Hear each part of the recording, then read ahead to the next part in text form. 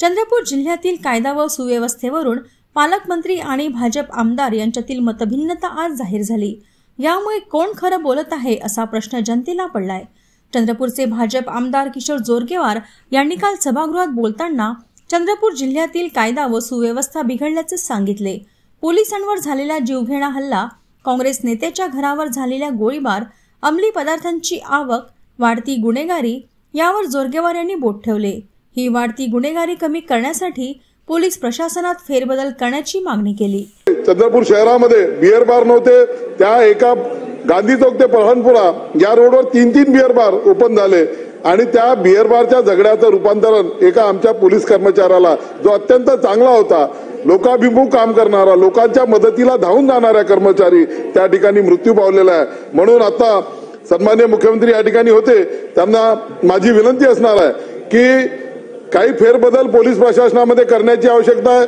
चंद्रपूरमध्ये गुन्हेगारी खूप मोठ्या प्रमाणामध्ये वाढत आहे। या ठिकाणी दारूबंदीच्या नंतर, दारूबंदी असतानाच्या काळामध्ये अनेक गुन्हेगारांना, असामाजिक तत्वाच्या लोकांना दारू विकण्यामध्ये बंदीच्या काळामध्ये मोठा लाभ होत होता। आता ती बंद झाल्यामुळे ते इतर गुन्हेगारीकडे वळलेले आहे।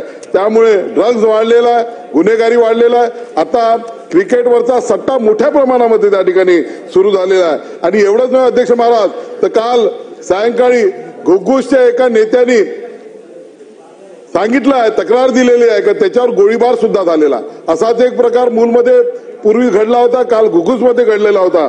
म्हणून चंद्रपूरची वाढती गुन्हेगारी कमी होण्याच्या दृष्टिकोनातून काही बदल केले। मागे LCB चंद्रपूरला बदलवण्यात आलं, चांगला बदल झालेला आहे। याच्या पुढच्या काळामध्ये सुद्धा पोलीस प्रशासनामध्ये बदल करण्याची आवश्यकता आहे। जोरगेवार यांनी उपस्थित केलेल्या गंभीर प्रश्नाला आज चंद्रपूरचे पालकमंत्री प्राध्यापक अशोक उईके यांनी चक्क फेटाळून लावले आणि आपल्याच पक्षाच्या आमदाराला तोंडघशी पाडले। चंद्रपूर जिल्ह्यात कायदा सुव्यवस्था उत्तम असून पोलीस आपले काम करीत आहेत अशी प्रतिक्रिया त्यांनी दिली। आमदार आणि पालकमंत्र्यांच्या बोलण्यातील ही विसंगती भाजपला अस्वस्थ करणारी ठरली आहे। कायदा सुव्यवस्था उत्तम आहे। आमचे आता या 2 महिन्यामध्ये प्रचंड प्रमाणामध्ये, कालच एक ऑनलाईन जे लॉटरी आहे ते पकडली आणि अवैध जो वाहतूक आहे ते सुद्धा सापडलेले आहे। त्यामुळे कुठल्या प्रकारचा शासन आणि प्रशासन उत्तम काम करत आहे। मंत्री आणि आमदारांमध्ये कोणताही समन्वय आणि सांभाळून घेण्याची पद्धत नसल्याचेही या निमित्ताने समोर आले।